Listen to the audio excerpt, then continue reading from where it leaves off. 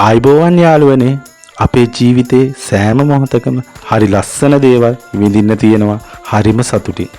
නමුත් අවාසනාවන්ත ලෙස ඒ සියල්ල මග ඇරගනිමින් මේ මොහොතේ ඔබ හෝ ඔබේ හිතවතෙක් කෙනෙකුට නැත්නම් යමකට ඇබ්බැහි වෙලාද? ඉතින් ඒ නිසා ගොඩක් වැඩ අතපසු වෙලා මානසික මෙන්ම කායික ලෙස පීඩා විඳිනවාද?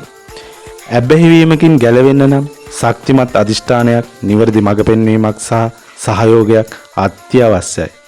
ඒ සඳහා අනුගමනය කළ හැකි පියවර කිහිපයක් හඳුන්වා දෙන්න උත්සාහ කරලා බලන්න. ඇබ්බැහිය හඳුනා ගැනීම හා පිළිගැනීම.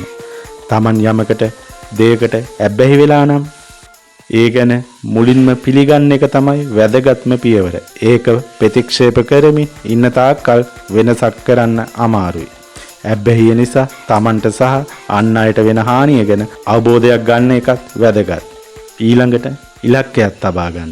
ඇබ්බැහියෙන් සම්පූර්ණයෙන්ම මිදෙනවා කියන ඉලක්කය තියාගන්න.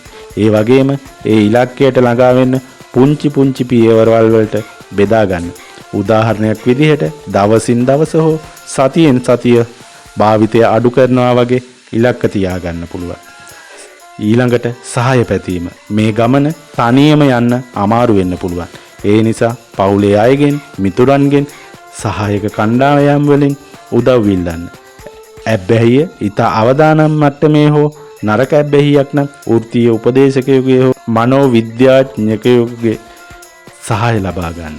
ඒක ඇබ්බැහියෙන් මිදෙන්න ගොඩක් වැදගත්.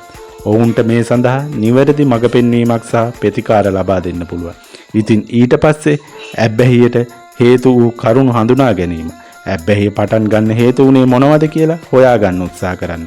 මානසික ආතතිය, තනිකම, කම්මැලිකම වගේ හේතු තියෙන්න පුළුවන්. ඒ හේතු හඳුනාගෙන ඒවට මුහුණ දෙන්න විකල්ප ක්‍රම හොයාගන්න.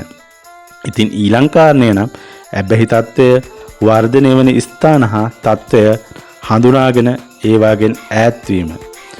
ඇබ්බැහිය නැවත ඇති කරන්න පුළුවන් දේවල් සහ ස්ථාන මොනවද කියලා හඳුනාගෙන ඒවයින් ඈත් වෙන්න උත්සාහ කරන්න. උදාහරණයක් විදිහට ඔබ මත්පැන් වලට ඇබ්බැහි වෙලා නම් බාර් වලට යන එක නවත්තන්න. ඉතින් ඊට පස්සේ විකල්ප ක්‍රියාකාරකම් වල නිරත වෙන්න බලන්න. ඇබ්බැහිය වෙනුවට කරන්න පුළුවන් වෙනත් සෞඛ්‍ය සම්පන්නතා විනෝද ජනක දේවල් හොයාගන්න. ව්‍යායාම් කිරීම, විනෝදාංශවල නිරත වීම, පොත් කියවීම, හොඳ මිතුරන් ඇසුරු කිරීම, ක්‍රීඩා කිරීම, විනෝද චාරිකා යෑම වැනි දේවල් වලින් ඔබේ සිතට සැහැල්ලුවක් දැනේවි. පසුබෑම් වලට මුහුණ දීම සඳහා සූදානම් වෙන්න. ඇබ්බැහියෙන් මිදෙන ගමනේදී ආපහු ඔබ ඒ ඇබ්බැහියට, ඒ පුරුද්දට වැටෙන්න ඉඩ තියෙනවා. ඒ වෙලාවට අධෛර්යමත් වෙන්න එපා. ඒක අත්දැකීමක් විදිහට අරගෙන නැවත උත්සාහ කරන්න.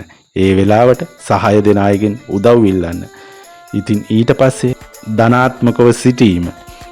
ඔබ Tamanව දිරිමත් කර ගැනීම. මේ ගමන අමාරු වුණත් ඔබට ඒක කරන්න පුළුවන් කියන විශ්වාසය තියාගන්න.